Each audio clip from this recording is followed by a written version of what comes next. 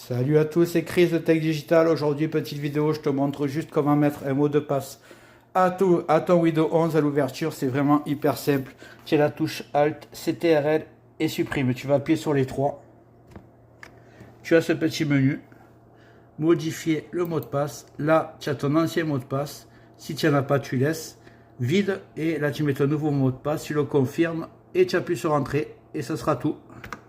Donc voilà, je te montre aussi sur ma vidéo, si tu ne me connais pas encore, comment installer Windows 11 sur un PC non compatible qui a plus de 10 ans. Je l'ai fait là, par exemple, c'est un Intel 4e génération. Je crois que ça va marcher à partir des 3e génération. Donc si tu as un vieux PC, ça fonctionne avec deux méthodes différentes. Là, tu vois, j'ai installé Windows 11 Pro.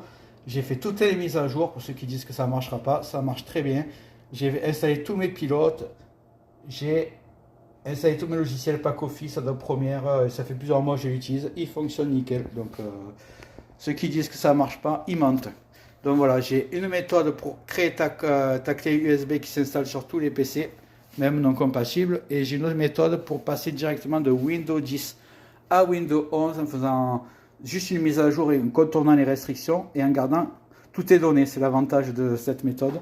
Donc regarde bien au milieu de cette vidéo, il y a marqué s'abonner. Si tu veux, tu cliques. Il y a un petit lien, il y a marqué installer Windows 11 sur un vieux PC incompatible. Si tu veux, tu cliques, tu auras la vidéo complète. Comme ça, tu vois comment faire.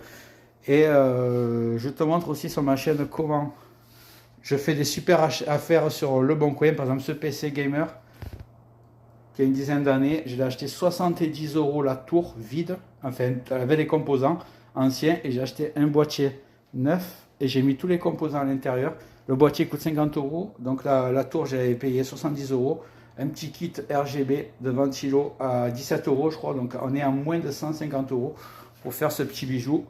Les pièces ont une dizaine d'années, mais pour les vieux jeux comme Rocket League, League of Legends, ça tournera, même Minecraft ou Fortnite ça tourne. Après voilà, évidemment, vous n'allez pas jouer au dernier jeu qui vient de sortir, mais voilà. Pas tout le monde a un budget de 1000 €. Avec 150 €, voilà ce qu'on peut faire. Voilà, n'hésite pas à t'abonner. Si tu peux mettre un like, je te remercierai. Ça m'aide beaucoup dans mon travail. Je te dis à bientôt sur Tech Digital.